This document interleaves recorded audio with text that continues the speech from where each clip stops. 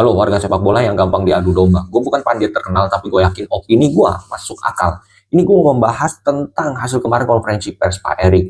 Pak Erik ada beberapa statement yang tertarik lah gue untuk mengomentari. Salah satunya adalah katanya cari pelatih susah karena tradisi pembulian dari masyarakat ke pelatih. Yang kedua adalah tentang di FIFA Matchday besok Indonesia nggak berniat untuk mengirimkan timnas senior, tapi malah mau menurunkan timnas SEA Games. Ya intinya tentang pencarian pelatih baru dan FIFA Matchday yang bulan November besok.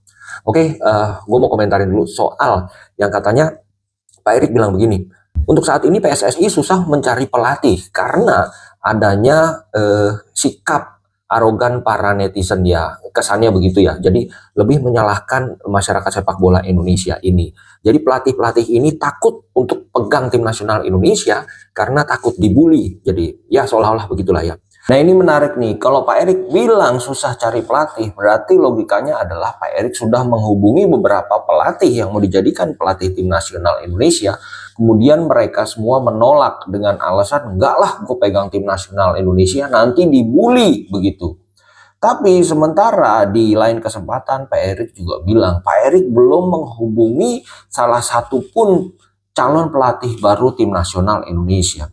Jadi Pak Erik mengeluarkan statement bahwa pelatih itu susah untuk melatih tim nasional Indonesia karena budaya bully dari masyarakat Indonesia ke pelatih itu dari mana? Berarti itu adalah kesimpulan Pak Erik sendiri. Kalau menurut gua Pak Erik ini seolah-olah menutup mata soal sebabnya. Pak Erik hanya melihat akibatnya. Sebetulnya reaksi masyarakat terhadap tim kepelatihan Patrick kemarin itu adalah rentetan kekecewaan dari mulai pemecatan Sintayong kemudian digantikan dengan Joki Tong Setan, makanya kalau main begitu aja muter aja nggak jelas.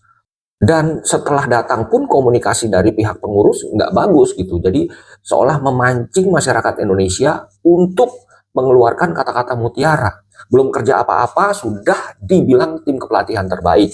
Belum ngapa-ngapain seolah-olah itu adalah tim yang paling hebat dan benar-benar mengecilkan hasil kerja pelatih yang sebelumnya. Nah, masyarakatnya nangkepnya tuh begitu, makanya masyarakat bereaksi berlebihan. Coba kalau memang komunikasi dari pengurus itu bagus, ya minta tolong disupport, ya minta maaf karena memang ini adalah jalan yang harus kita ambil untuk memperbesar peluang masuk Piala Dunia misalnya, tapi disampaikan dengan baik, ya masyarakat pasti akan luluh kok. Masyarakat biar bagaimanapun tetap cinta tim nasional Indonesia.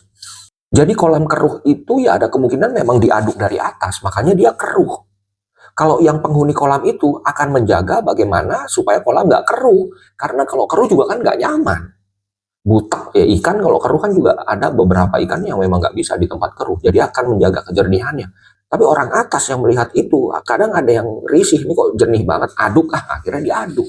Ya nggak tahu memang karakter komunikasinya begitu atau memang sengaja untuk dipelihara supaya kolam itu terjaga selalu keruh. Ya kita nggak ngerti juga.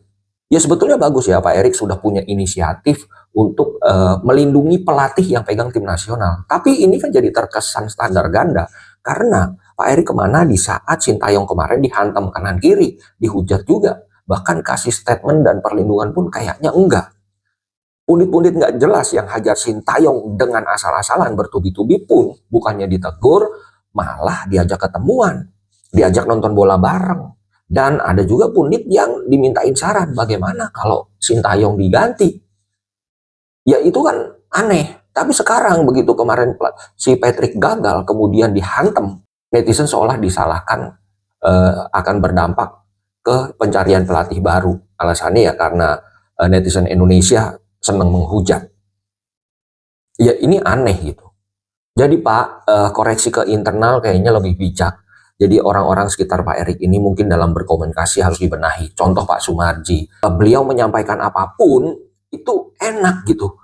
Jadi rakyat tuh menerima juga dengan enak. Rakyat merasa dihargai, bukan dianggap musuh.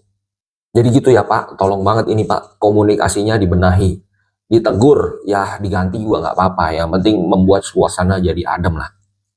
Yang berikutnya adalah PSSI berniat untuk menurunkan timnas SEA Games di FIFA Matchday besok bulan November. Ya ini justru aneh. FIFA Matchday adalah momen sangat penting timnas senior bermain. Yang pertama, kalau udah dapat pelatih misalnya bisa menguji sejauh mana taktikal, formasi, dan lain sebagainya. Kekuatan timnas Indonesia senior itu sejauh apa, perkembangannya bagaimana, game plan-nya bagaimana. Tapi kenapa malah memilih untuk menurunkan timnas SEA Games yang sama India aja kemarin ngap-ngapan?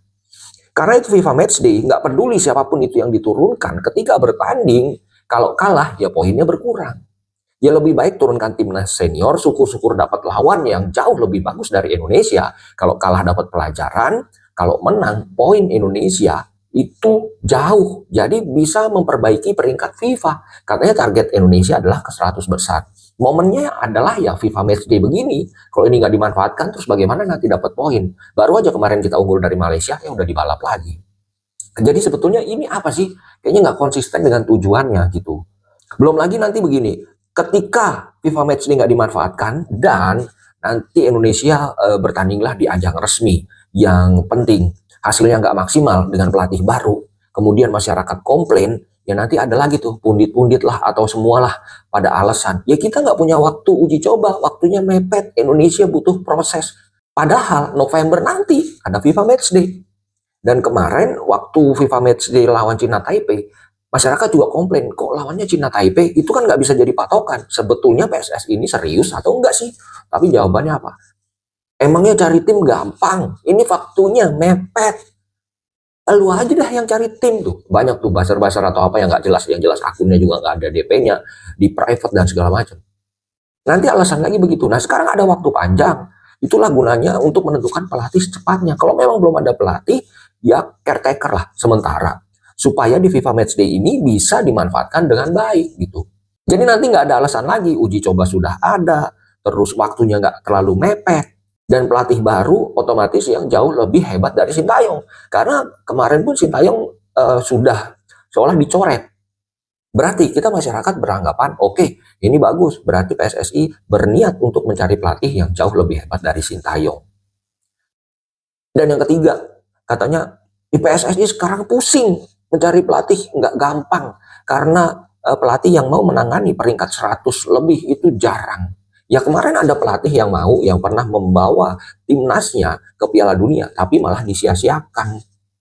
Ada sebetulnya, tapi lebih memilih Joki Tong Setan daripada milih Sintayong kemarin itu. Akhirnya apa? Ya beginilah kejadiannya. Sebetulnya ini adalah pusing yang dibikin sendiri. Kalau memang mau bikin pusing diri sendiri, ya nggak perlu mecat pelatih, karena harus bayar uang kompensasi puluhan miliar. Mendingan kalau mau bikin pusing diri sendiri, ya makan kecubung, Pak. Gratis. Pusingnya sama. Ya kira-kira begitu ya, PSS ini sepertinya pemerintahan kecil gitu. Keputusannya kalau dilihat sebentar itu sepertinya logis. Tapi kalau kita pikirin benar-benar, kok malah bikin pusing. Jadi yang dilakukan sama tujuannya itu nggak sinkron gitu. Ya kira-kira begitulah untuk teman-teman warga sepak bola. Semuanya jangan lupa subscribe.